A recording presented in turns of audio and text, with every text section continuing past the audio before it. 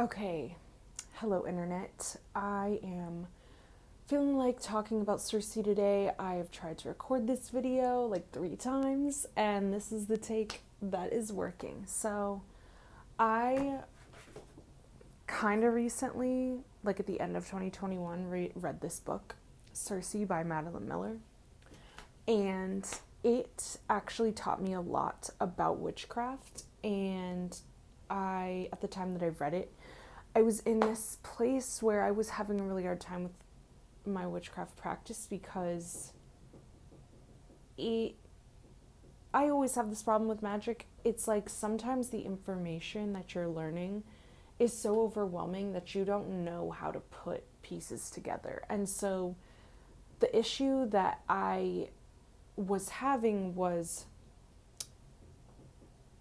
how do you implement, physical objects into your practice, such as potions, herbs, crystals, wands, implements? Like, what is that really doing? And sometimes it's just like, I don't understand how magic works. Like, I've been doing it, I've been practicing it for so long, and I'm like, what am I doing? I really don't understand. And I think, especially in regards to manifestation, sometimes it's just like, what am I doing? I'm putting a bunch of herbs together to manifest something. Like, that doesn't compute for me. And so this book came at the perfect time because this is what this character is doing. She's discovering that she's a witch, and she's using mostly herbs and like potions to do so, to make her magical workings come into reality. Words of power mixed with potions, mixed with symbols, mixed with locations, and like her being a god or a titan / nymph.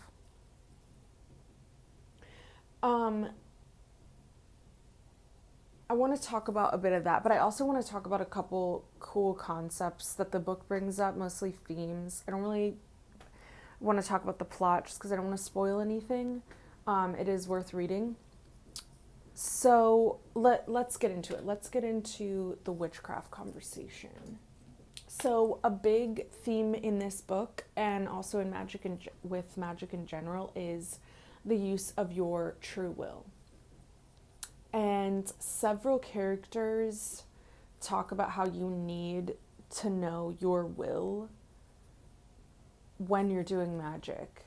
That's the thing that's going to make the magic work. It's not just the herbs. The magic doesn't come from the herbs that you're working with or the flowers that you're working with. It comes from your desire channeled through those implements. So the first time this character does magic, she finds these like really potent flowers that grew from the blood of gods and titans from when they were at war with each other.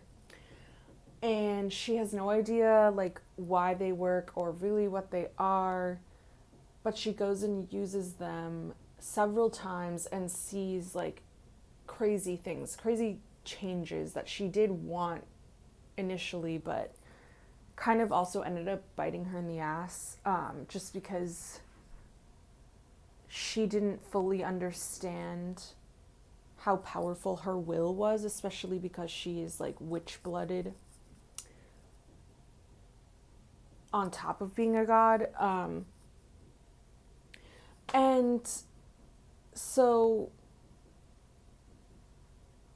this is, I like that beginning point. That was the first thing that taught me something. It's like, okay, so she's only working with one implement. She's working with these flowers. And at the moment that she's working with it, she's feeling such emotions. Like she's thinking that like the things she's doing are the things that are going to make her happy, and the things that are going to save her from the hardships that she has in life, and it's going to give her the things that she wants.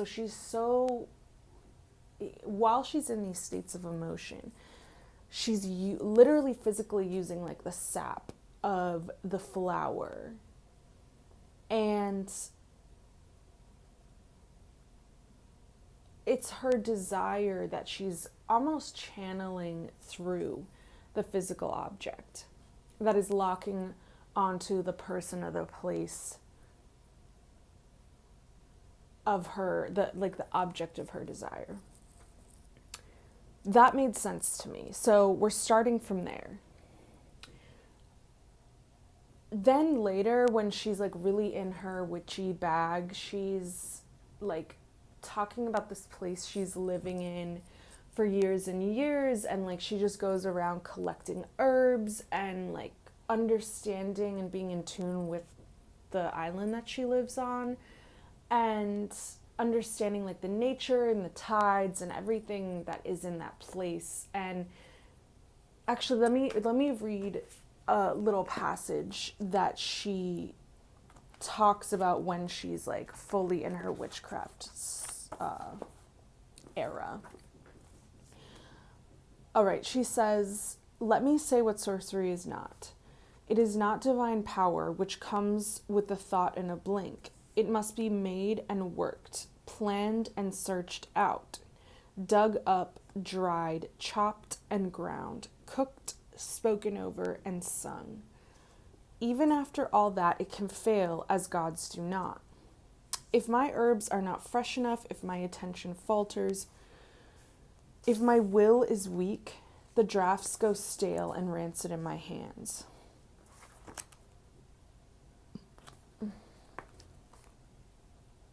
Witchcraft is nothing but such drudgery. Each herb must be found in its den, harvested at its time, grubbed up from the dirt, culled and stripped, washed and prepared. It must be handled this way, then that, to find out where its power lies. Day upon patient day, you must throw out your errors and begin again. That passage really reminds me of cooking. And also like the scientific method, but I'm not a scientist, so I'll talk about cooking, which is a science, but it's an intuitive science. And with cooking, talk about roasting a chicken. So roasting a chicken, in every oven that you do it in, it's going to be a different experience, because every oven is different. It has, you might be at, my parents live in the mountains, like it's a higher elevation there. So like the temperatures, the boiling points are different. The environment that you're in is going to affect how you cook, how you bake.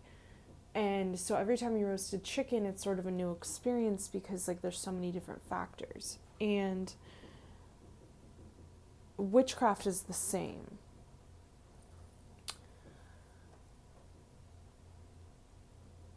It is, because this character's like making all these potions, it really is cooking.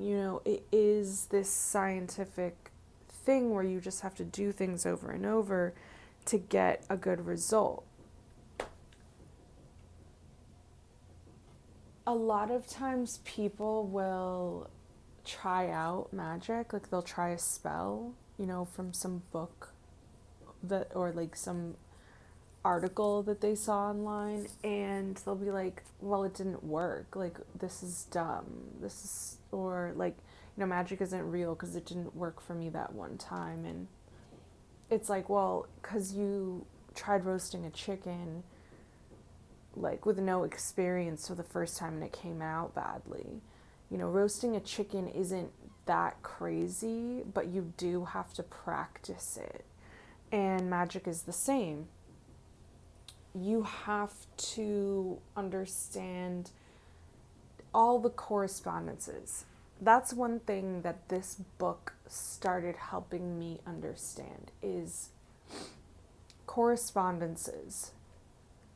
This goddess is working with all these different herbs and just things that she farms and things that she cultivates, because she knows what each what each herb can do. She knows the things that it corresponds to. And so when you're throwing together a recipe, you need to know, with the roasted chicken, you need to know what things correspond with a roasted chicken, i.e., tastes good. So I like to roast my chickens with a squeezed lemon inside an onion and like maybe thyme or rosemary stuffed in the inside. And then I like to put butter and salt and pepper on the outside. Throw her in for like an hour and a half at 350. That's kind of a baseline how you roast a chicken. So for instance, my chicken might not come out as good, as tasty, if I use like lime instead of all of that. Now, there are recipes where you can rub a chicken down with lime, but you need to know the corresponding ingredients that are going to go well with that. And so it's like when you're using a lemon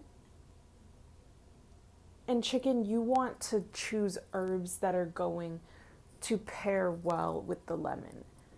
If I were to use a lime, like make a more limey chicken, I would want to use like fresher, more summery herbs like cilantro and parsley. Whereas like rosemary is like kind of a heavier, more wintry herb.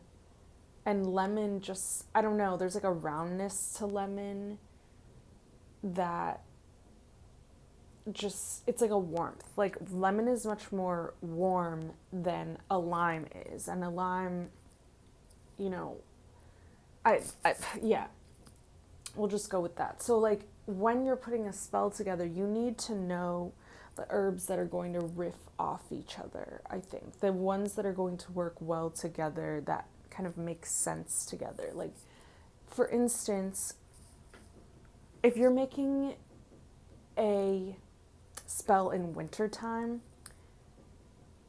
you probably don't want to use like fresh summery herbs because it's going to go, unless you're depending on what you're trying to do.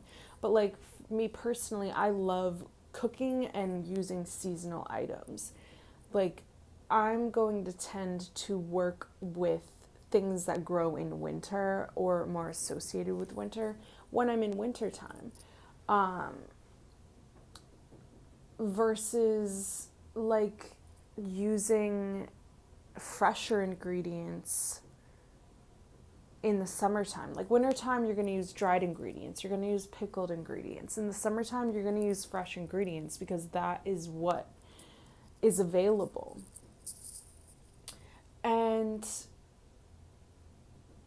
all right, so let's try to dissect like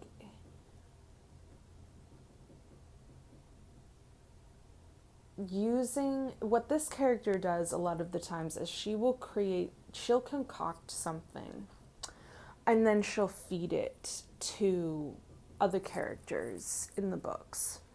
And when she knows that it's like inside them, she uses words of power to activate the power that she has placed inside the potions or food or whatever. This was like, was initially sort of confusing to me in a way, because in magic there are 1,000 ways to do the same thing. It's really overwhelming, honestly, when you're learning about it. It's just like, so what should I do? What are my options? Like, if there's so many ways to accomplish the same goal, like where to even begin? Now, she she also uses like spells and herbs as like a way to like ward things off, to like create a barrier around the place that she resides.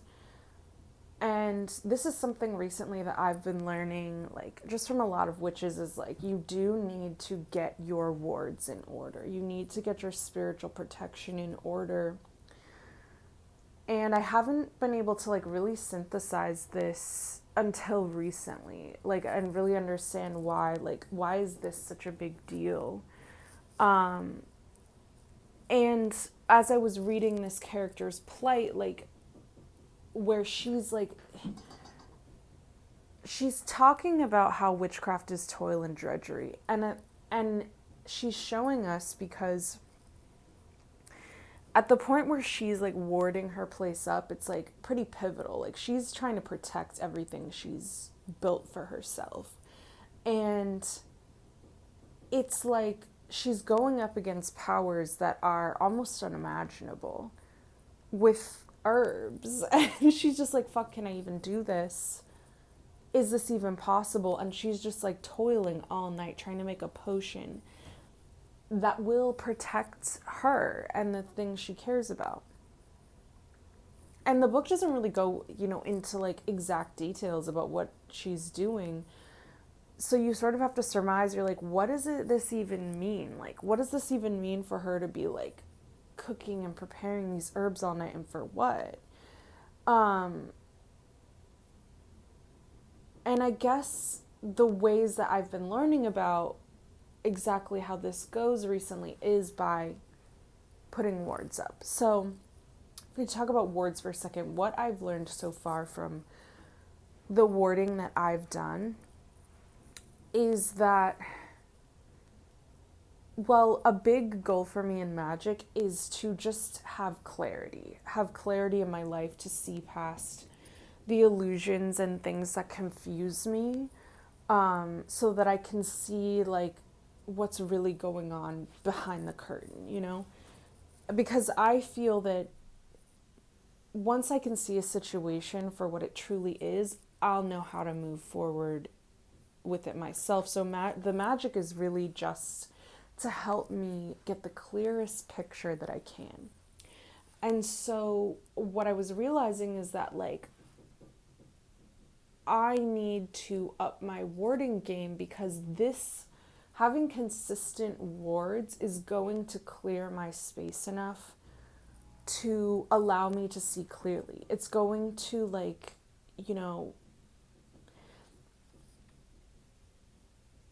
it's going to set the vibes right in my head, in my psyche, so that I have less distractions holding me back moving forward with all the things that I want.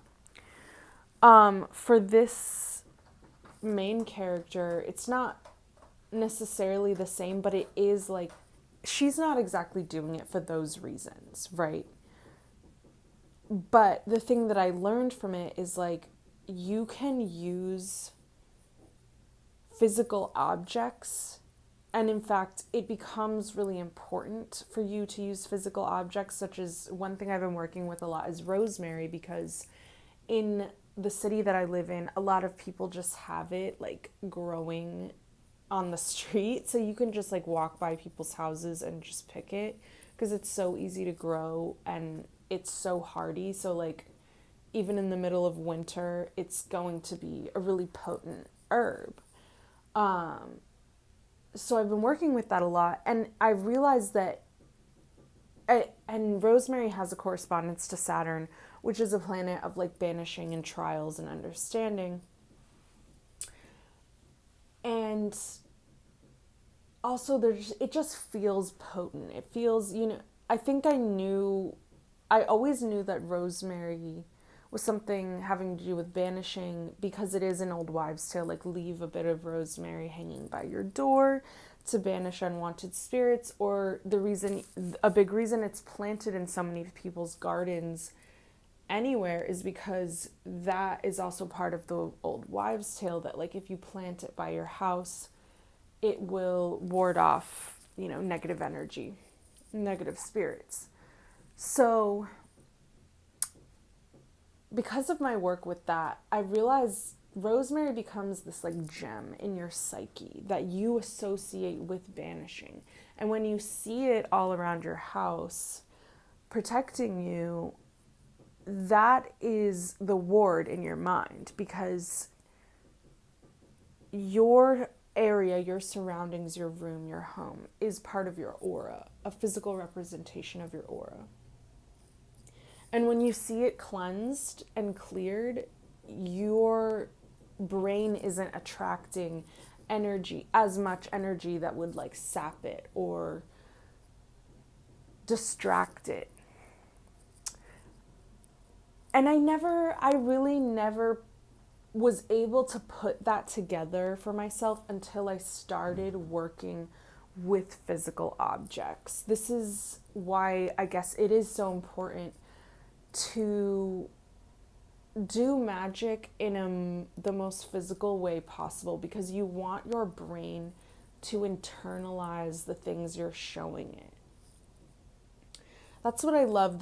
This type of stuff is what I love about the meeting of philosophy and psychology and magic. And it really excites me to talk about this, because I feel like we could get to a point where we actually teach magical philosophy in schools. Like, it can just be a subject that people accept as true. Like, it doesn't have to be divided in this way of like, is it all in your head or is it all outside of your head? Because it is both. It is both at the same time. That's the thing that I've heard anthroposophists say. It's like, it is all in your head, but you just don't know how big your head is. And so we do these physical acts, this toiling with herbs to show our brain. I mean, the toiling that she's talking about is part of showing your brain how much you truly want something. The harder you work at it, the harder you work at designing something, the more solid it becomes in your mind. And this is also something that I've noticed, like with art and comics. The comics that I make, they become more and more real the more times I draw it, right? Like the physical, literal comic becomes more and more real each time I sketch a panel out. But then the more and more I sketch a panel out and craft a whole story, the more those events even become real in my own life, because you're bringing an idea into reality. You're designing it. That's another thing I think she kind of talks about. Like, you have to design a magic ritual. Hey, that's mine. Magic is about good design. Good design never goes away. And that's something I even like about this cover. Do you want to read the book?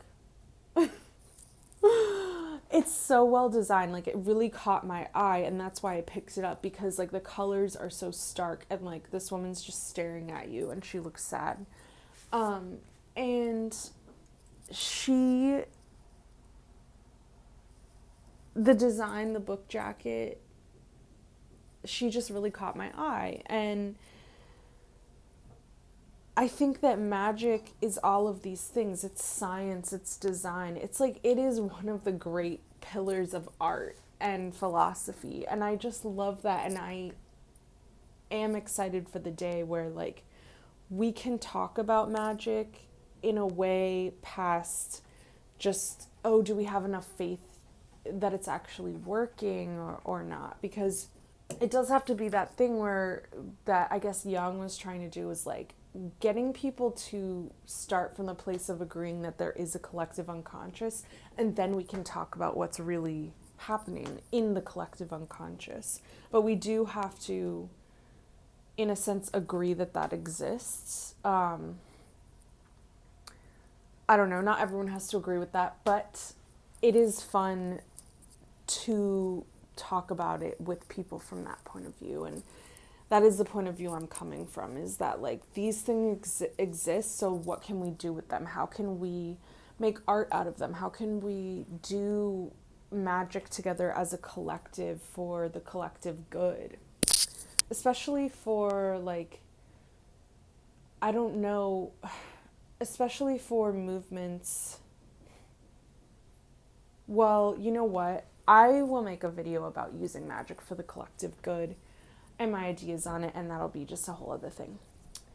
All in all, this book was really good. I really do recommend it, and I really love a fiction book that has something to teach you about the real world. I think fantasy, that's why I've always loved fantasy, because no matter who's writing it, the fact that we talk about magic, I believe, just shows you that it has existed. Like, nobody just makes up these ideas. Rituals have been around for so long, and when someone is talking about ritual, there's always something to learn about how to craft that. So yeah, thanks so much. Happy Lunar New Year, and see you in the next one.